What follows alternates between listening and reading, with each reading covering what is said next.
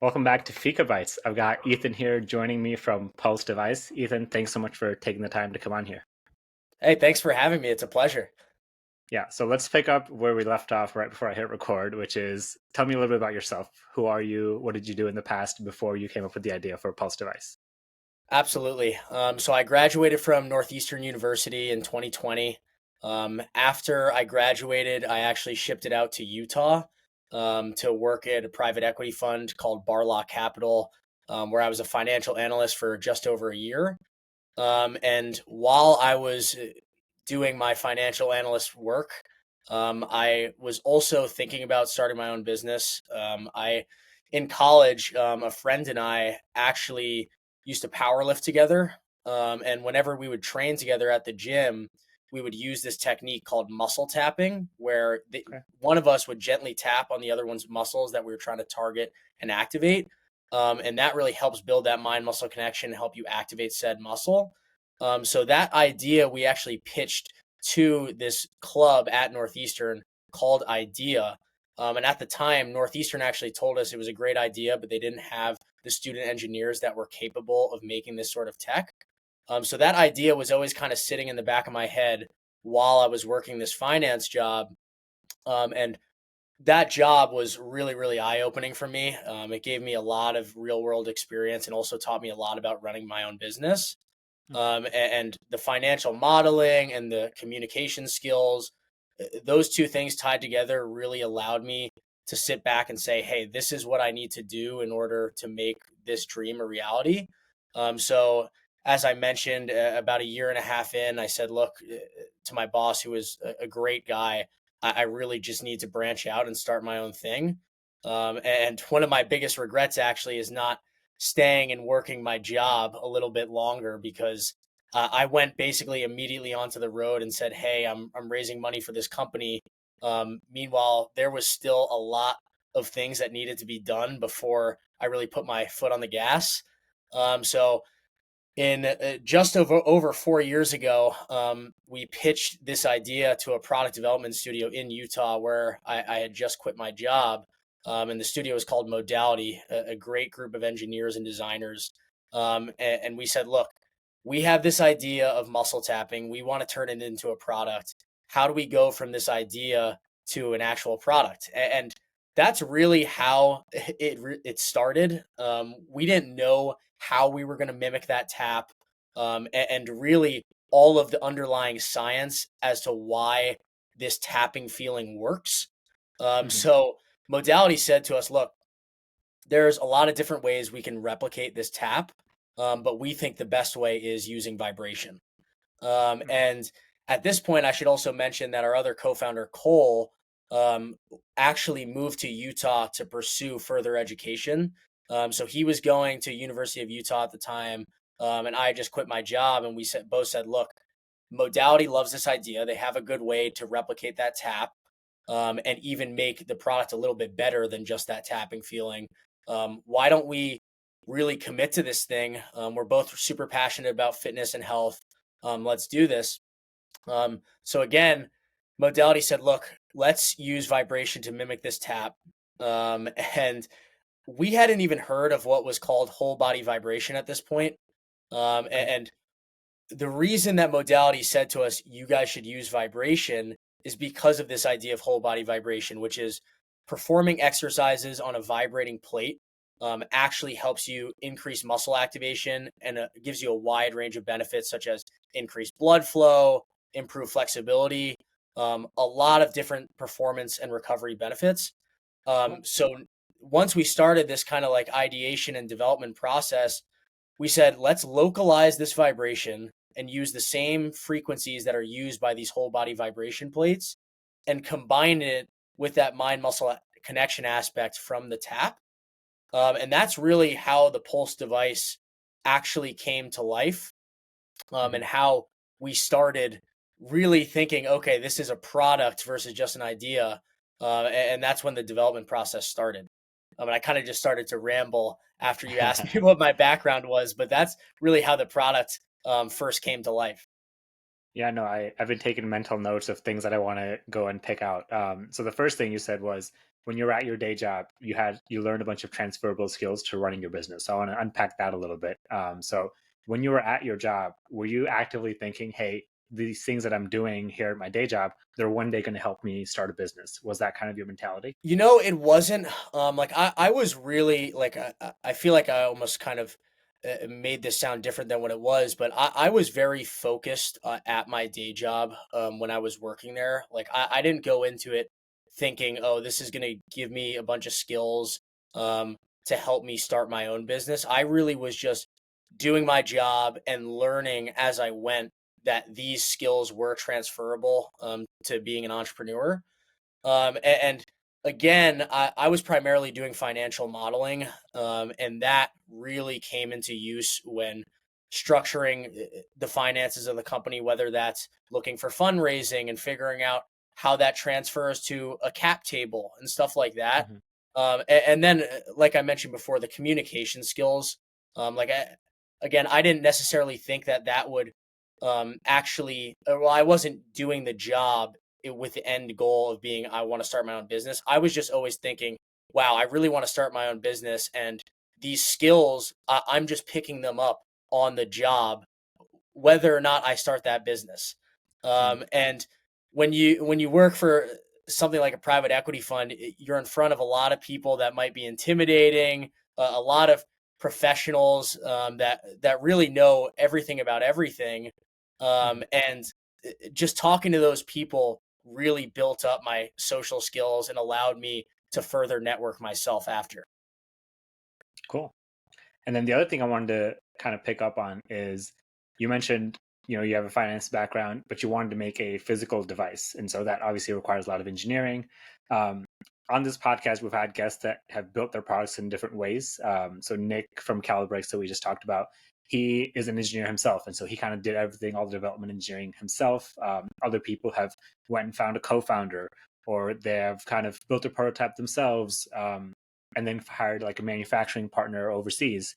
And you pick the route, which again some people do, which is go find a design studio and get them to work with you, have them be like the engineering brains behind it. So tell us a little bit about what that experience was like, kind of picking a design partner, working with them, especially as someone that's not an engineer by trade. Yeah, absolutely. So like I mentioned earlier, so when we first had this idea, we really had no idea how to turn it into a product. Again, we just knew about this technique we were using at the gym that really worked for us, and that was it. So the first thing we started doing was looking for partners like Modality and some sort of development studio that really believed in the product and that also didn't want to take equity, because it was really important to us that we maintained full ownership, at least at that stage. Because again, it was our baby. We wanted to bootstrap it. And we also wanted some sort of studio that would just take some sort of hourly payment, whether that's a consulting firm, a development studio, whatever you want to call it. And we really looked through a bunch of different studios in order to find the right fit. And it just so happened to be that Modality, the team that they had, really, really believed in this. And this was like, and that was really the most important thing for us, aside from just the equity component. It was finding engineers and designers that actually believed in the concept itself.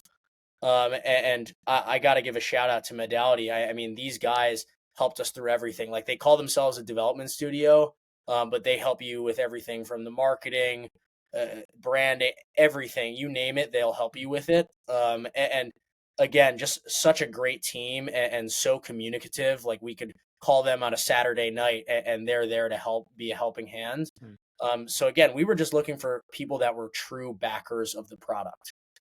And it just turned out to be that they were the right fit, and they happened to be in our city.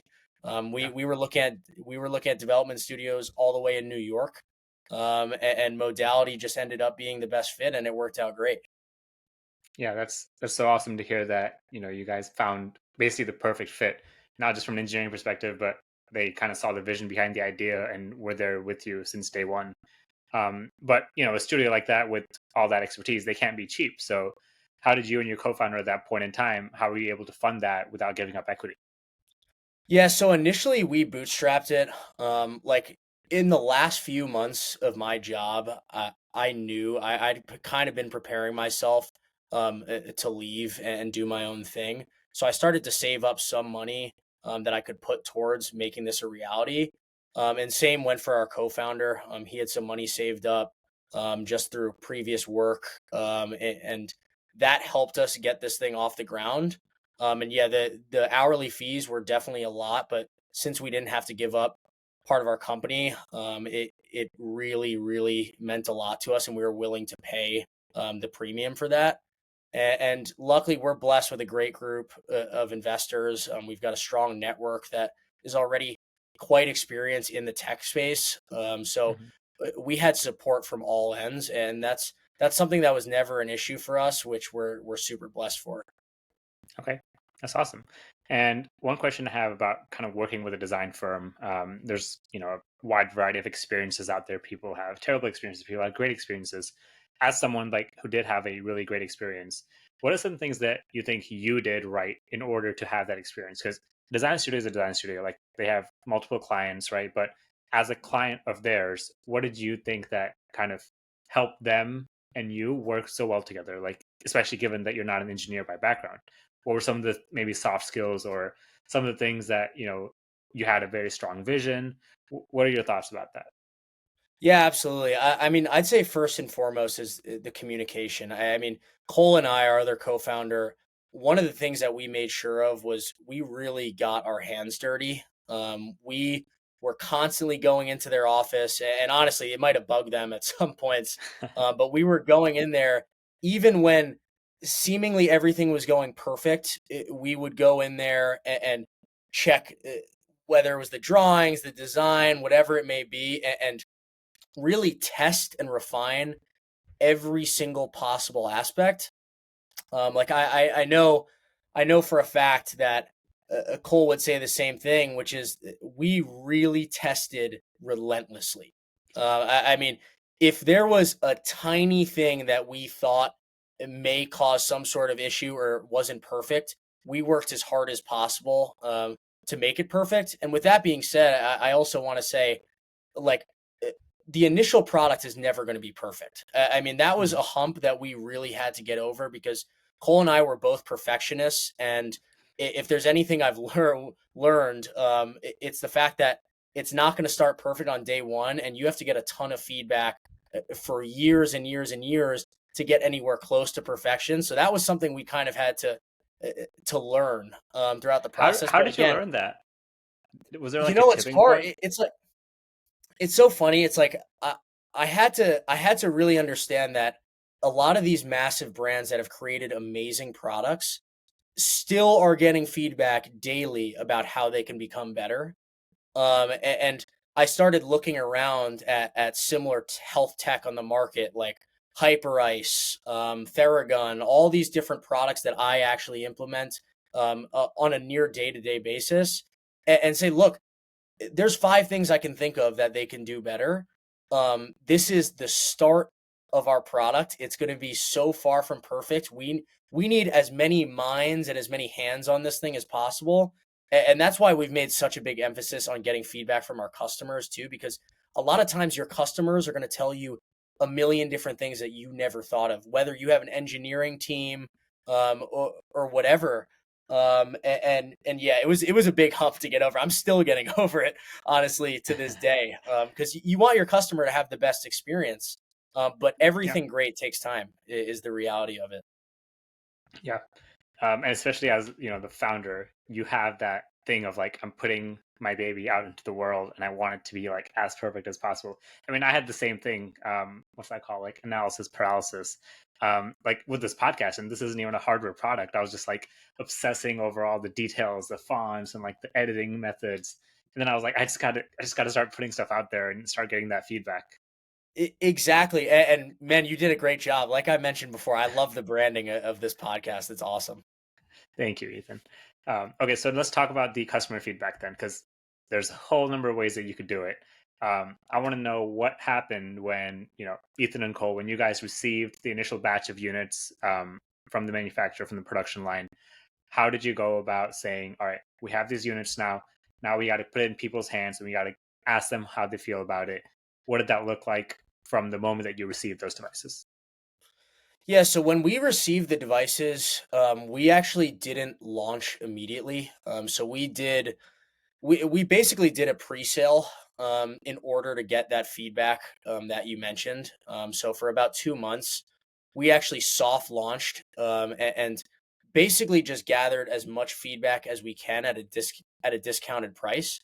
So we did this pre-sale that basically had a $60 discount, and we said, look, uh, the main reason we're giving you this discount is because we want to hear all of your thoughts and opinions on this product. And that was a really, really great move on our part because we immediately heard, I mean, so many things we hadn't thought of. And a lot of times I feel like it's easy when you're starting something, especially when you launch it after being a perfectionist, to think, Hmm. okay, this is the greatest thing ever. Um, Hmm. and and we found out very quickly that there was a lot of problems that we hadn't even considered. Like the first problem being our adhesive. And it's so crazy because if you had asked us what our biggest problems would be on day one, I would have never in a million years told you it was going to be the adhesive. And it definitely was the adhesive, among Wow. a couple other things. But yeah, it's crazy. We found out that we hadn't done nearly enough adhesive testing. We tested probably close to 100 different adhesives before that pre-sale even started, and pretty much within the first month we found out that people that sweat even uh, even like a medium amount, they're not heavy sweating, we're having trouble with our silicone gel. And that's been something that we're still working on to this day. Like we found a much better adhesive since then. But the reality is that adhesives are not easy to find and they're not easy to apply if you have moist skin. That's like that's like a very common thing in the medical Mhm. industry. And it's crazy. We're still looking for the perfect solution, so to say, now. So that was like the first thing we did to really start getting that feedback was that pre-sale. And then after that, we've made a huge point to just connect with our customers. And we do that mainly through email campaigns. But what we find is that a lot of times customers are willing to explain their experience with the product if you just ask. You just have to Yeah. ask. And what happened was is we would get returns, and every single time we got a return, we'd say, "Hey, we'd greatly appreciate if you could just let us know what your expectations of the product were and why you're returning it." And that really led to a lot of fruitful conversations that really told us exactly where the problems lie. Hmm. And that's really that building that initial feedback loop into a reoccurring feedback loop with all of our customers has been like a really, really great move that we've done. Nice. And so that's kind of what you make me think of is like other companies have kind of built communities around their early adopters. And they do things like they crowdsource feature lists. They get together and like have beta testers for their new features before it goes to the general public. And it sounds like that's kind of what you're, in the process of creating here is this loyal fan base that is gonna be a supporter no matter what, always be honest, give you their feedback, and then kind of be those early adopters that are ready to test stuff that isn't ready for the mass market yet. Absolutely, and we've actually done a little bit of beta testing as well. So we have this separate mode on our application that allows you to manipulate the backend vibration settings. And what we do is for select customers that again have maybe provided us with a lot of feedback, or there's someone that's really experienced in this field, whether that's a personal trainer, an athletic trainer, or someone that's implemented whole body vibration into their practice before, something like that, and Mhm. gotten them to use this developer mode, we call it, and really tell us how can we make this thing better, what's works best for your clients and patients. Yeah. What's the like reception been? So I know you told me kind of some of the people were returning it and you would get their feedback. Tell me more about the positive side of things. Like the people that loved it, are they like loving it? Are they using it every day? How has it been received in those circles? Yeah, absolutely. So the feedback lately has been overwhelmingly positive, mainly because we were able to address one that adhesive issue Yeah. by not only sourcing a better adhesive, but by also releasing a strap. So we now have a strap that actually holds the device down and keeps it steady on moist skin or hairy skin. So that was a really big addition that we made. But honestly, like the feedback has been so great. We've been getting about an 8% returning rate of customers. So a lot of people are Wow. repurchasing adhesives from us, or buying another product, whether that's for their family or friends. And the biggest piece of positive feedback that we get is actually from people that have suffered from injuries. So initially, this really started off as a niche weightlifting device. We made the Pulse device in order to help lifters target and activate stubborn muscles. That was Mhm. who our demographic was, at least who we thought it was. Because again, Cole and I, we were weightlifters. He was a bodybuilder. I was a power lifter, and that was really again why we created this thing. But even about a year and a half ago, when we started our paid marketing efforts, within the first 6 months of really pushing our ad spend, we found out very quickly that a lot of people like physical therapists, chiropractors, and other health practitioners were using this on clients that needed some sort of help, additional help to engage a certain stubborn muscle. Oh, And a lot of those people with stubborn muscles are people that have suffered from injury, or just have general neuromuscular issues. So this has really started to shine, with re-educating people on how to properly target and activate specific muscles, and really giving them that proprioceptive enhancement, to mhm. tell them, hey, this is where the muscle that you're targeting is on your body, and here's how to better activate it. Mm, And again, that's really been our bread and butter. With that being said, we've been getting a lot of positive feedback from weightlifters as well. And it's been such a wide range of people using it, which we find really interesting too. Because really, if you're a beginner, the problem with beginners for us is the fact that a beginner might not know what a strong contraction feels like. They might not know what this device is even supposed to do. mhm. But if you're kind of reaching that 1 year into your fitness journey and you have a good idea of what a great workout feels like, you'll definitely start to pick up on that. But really, that medium level lifter was kind of the best possible target market for us, because they know exactly what muscles on their physique they would consider weak points. They know Mhm. what a really good contraction feels like. They see results. And that's really where we've gotten the most of our positive feedback. Aside from just people that have suffered from injuries who are using this to again re-educate themselves. Mhm. And then experts like bodybuilders even get good utility out of our product, because they might have one inhibited muscle group that they've struggled Yep. with forever. And I'll tell you, a popular one is chest. Like a lot of people struggle to build or target a certain part of their chest. And we've gotten some great feedback about that. So Wow. yeah, the track has been great. We've really seemingly figured out a lot of the different faults, that were inhibiting our business, for quite some time. And Mhm. honestly, it's awesome to see these positive reviews come in. That's what fires us up and keeps us motivated. But yeah, it's crazy how it's kind of transformed into this weightlifting slash physical therapy device, and hopefully in the future, some sort of clinical device as well. Yeah. And going back to what we were saying about, putting stuff out there, you wouldn't have known any of that unless you actually like put this out there and like run that ad campaign. And I think it's really interesting you brought up the education piece too, because this isn't a device that you just intuitively know what to do with it. There's got to be some kind of education. I mean, there's going to be the people that do know what it does, but then to get to the broad market, there's got to be like an education aspect.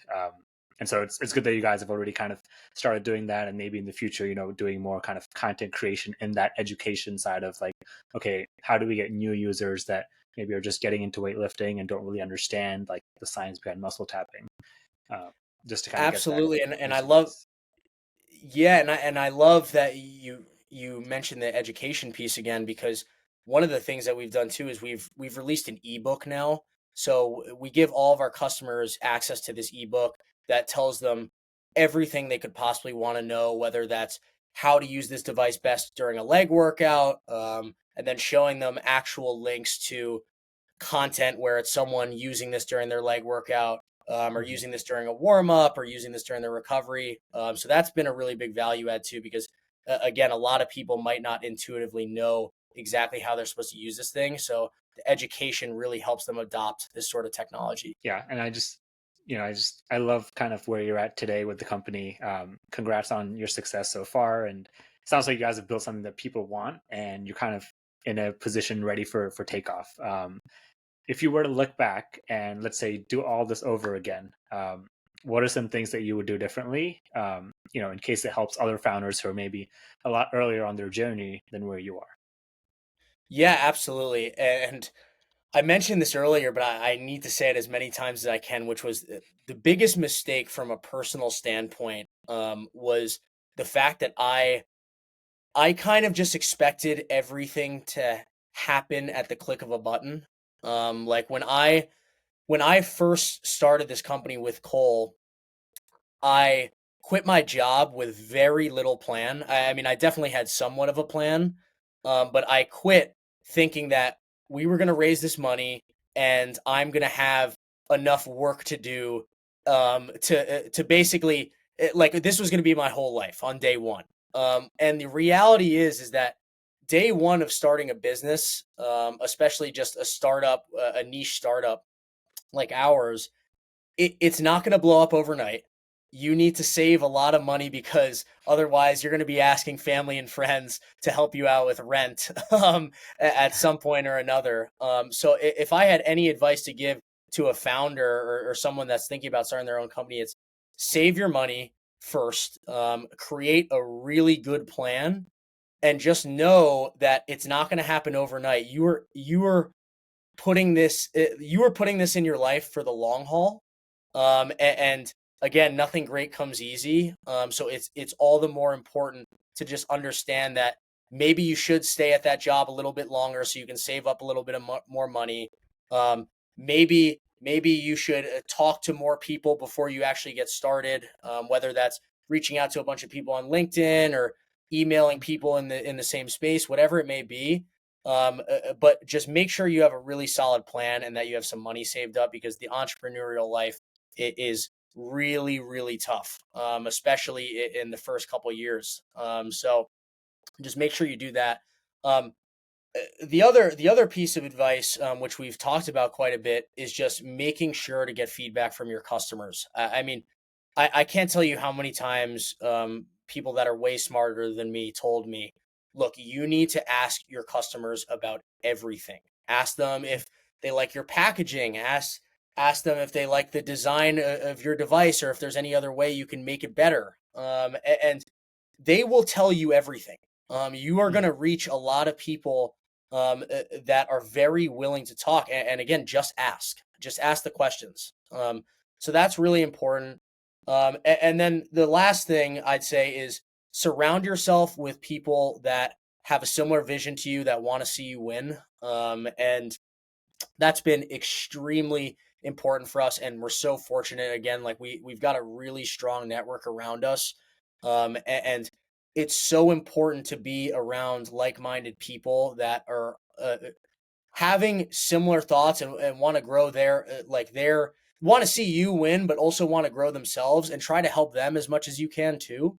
Mhm. Like don't just take, make sure to give as well, Mhm. and provide value where you can. I know a lot of the connections that we've made have been completely organically, whether that's just because, of an email where we said, "Hey, look, we'd love to connect, and if you could help us out, we'd greatly appreciate it." Or we're reaching out to someone and saying, "Hey, I know someone in this space that could be great for your podcast," for example, or something like that. In addition, I'd love to talk about how we can help each other grow our brands, or whatever it is. Mhm. And some of the best connections that you would never expect happen because of that. And I think that's something that they really need to teach more in school.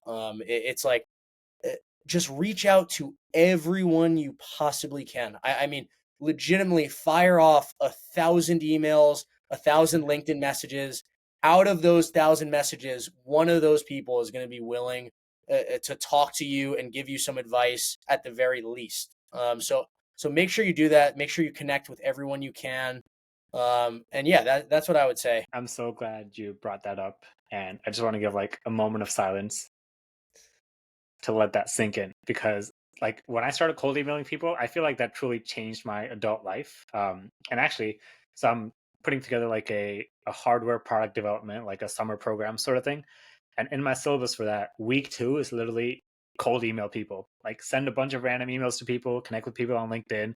And, it's always about adding value, not always just asking for stuff. So like what you're saying, go to them with an idea, give them a suggestion. If you're a potential customer, maybe give them some feedback and use that to like kickstart that relationship. And I'm so glad you actually went into the detail of how you built your network, because a lot of people are like, oh yeah, have a good support system, and it's like, how? If someone that wants to do it, they don't know how. And I think you laid out a very good plan there for someone to, like, if they want to build that support system, go talk to people, go email people, but always try to add value to those people. Absolutely. And on top of that, one step further is like, connect with people that you might think are completely in a different realm than you too. Like I can't tell you how many times I've spoken to someone and there's seemingly no sort of synergy at first glance. And then that person knows someone that happens to be in your industry, or gives you really great advice even though they're not in the same space as you. It's like Mhm. really just keep a really open mind, and it'll really help you a lot. It will help you a lot, and I love that you have that in your course. I mean, it's so important. Yeah. I think curiosity is also like a part of it that plays into, for me at least. Like if I see a cool company, I'll get curious. I'll be like, who's behind this? And I'll go like find their LinkedIn, get a little bit about their background. And while I'm at it, might as well send them some connection requests, and like start building those like familiar names in your system. Absolutely. And a lot of these people, they just want to talk. I mean, like a lot of these people are really happy to have a conversation, just because they love having conversations, and Yeah. it's awesome. And it's like a lot of times you might get on a phone call and all you're doing is listening, but you'll get a lot out of listening. So it's just the curiosity thing. It really hits home for me too. Yeah, that's cool. I love your ideas and your kind of approach to all this. It feels very synergetic with my mentality as well. So last one before I let you go here. Looking forward now, what's next for Pulse Device, and what could our listeners, our supporters, what could they do to help you out and help you take this all the way? Yeah, no, thanks for asking that. So what's next for Pulse Device is a couple different things. One is really becoming more involved in the weightlifting community. This is still such a small scale startup. I mean, it's basically untapped. And what we're realizing now is that yes, maybe there's serious gym intimidation and a lot of people won't want to wear this at the gym, but the other side of it is the fact that a lot of people, because of their want to get better and to build the best version of themselves, are willing to take that step and use this device, whether that's under clothing at first, or if they Mhm. just want to use it at home during one specific exercise where they have trouble hitting a certain muscle, whatever it may be. So we still want to grow our presence in the weightlifting community. But then the other big side of things is really deeper diving into this physical therapy and recovery market. So again, I mentioned before that this device is really seeming to show a lot of promise for people that need help with neuromuscular function, and proprioceptive function. But on top of that, there's all these different clinical applications, that a lot of research shows could have a lot of benefit using localized vibration. For example, there's some outstanding research that talks about vibration's impact on paralysis. So if we could help people that are suffering from immobilization, I mean that would be incredible. And then the other side of it too is general recovery applications. So general wellness things like soreness, pain, tension. We've started to get a lot of great feedback from that, because what we didn't realize is if you make the vibrations constant versus a tap, It basically serves as a gentle alternative to a massage gun and works Mm. really, really well. So there's kind of this wide spectrum of different use cases for warm ups, workouts, and recovery. So we really want to deeper dive into that recovery section, which I guess I kind of categorize as general wellness and PT. And if you don't want to buy the product, that's totally fine. But what would really help us is just giving us a follow or a comment or a like on social media. That always helps. And yeah, don't hesitate to reach out to me. I'm super happy you reached out to me. This has been an awesome conversation, and I can't wait to connect with you on a further level. But yeah, that's how people could help. Cool. And I'll make sure to put all the social and website links when this episode goes live. But yeah, Ethan, thanks so much for coming on, for taking the time. You guys are really kind of, you have this finished product in your hands, and I see you just like tapping into all these different markets, no pun intended. Um, so all the best to you. And yeah, thanks again for sharing your story. Absolutely, and thanks again for having me. This has been awesome.